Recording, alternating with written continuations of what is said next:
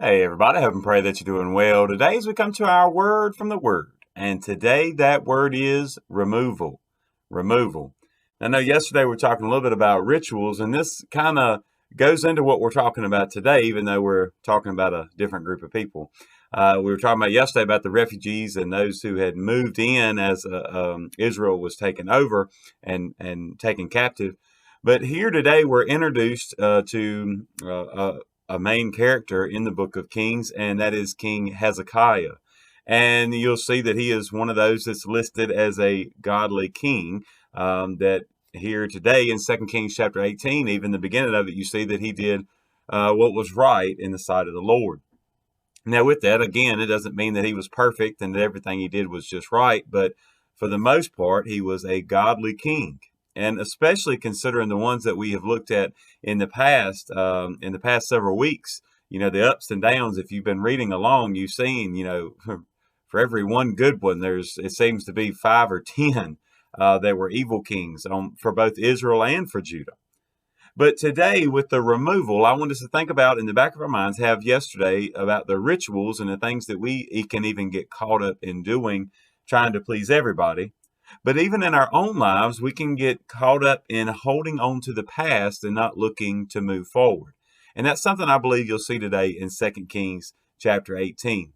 Now, I know we've been talking about prayer and some different conversations with God, and maybe this year, not as much as last year, we've just been pointing out different things that I think that the Lord wants us to see. But this here has to do with our worship and has to do with our prayer lives as well.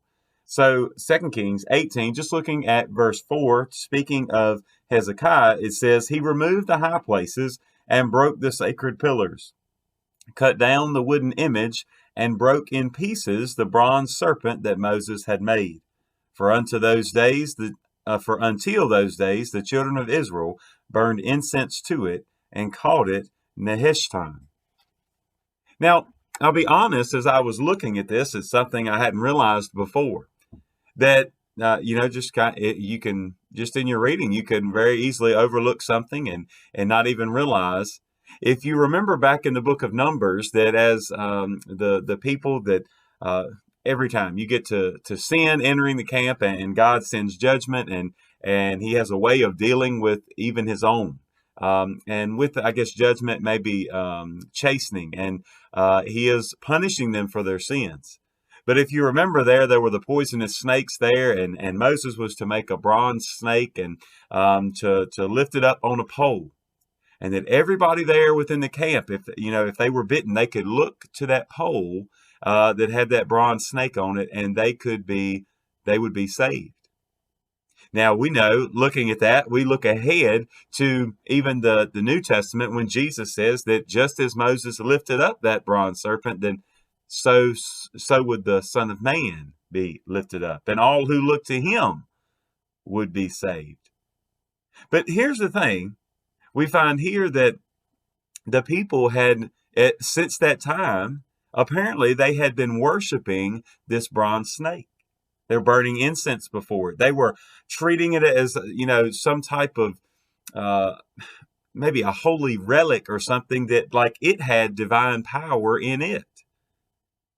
Similarly today, if we're not careful, we could look to the cross and do the same thing. We could see a cross and begin worshiping the cross. See, it wasn't the fact that they were looking at this bronze snake and that they were worshiping the God that saved them. No, they were burning incense before this, treating it as something that had power. When at the time, yes, at the time that God used it, it was an instrument of His divine power. But after that time, after He was done with it, that was it. It was just an item. It was just a thing made with man's hands.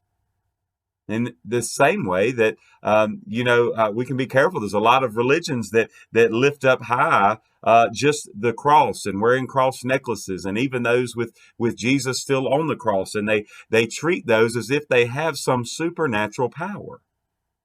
And you may have be wearing a cross, or even, we have crosses all around the church that we look to and are reminded of Jesus, but we cannot worship those items. We cannot worship those things and treat them as though they have power. But see, they got me to thinking too, is that how often do we in our own lives, do we look back to times in our life where God used something special and he used that moment to show his divine power, and yet we haven't moved on from that. Yes, it was great in the moment and that's what it was useful for, but if we're not careful, we'll live in the past. Well, I believe our word today, removal. See, Hezekiah came in and removed those things that were distracting the people from the one true God and the one true worship of him. Today, maybe we need to take a look in the mirror and see, are there some things in our lives that we have begun to worship more than our Creator, more than our Savior? And if it is, then that's something that we need to remove today. God bless you all, and I pray you have a great, great day.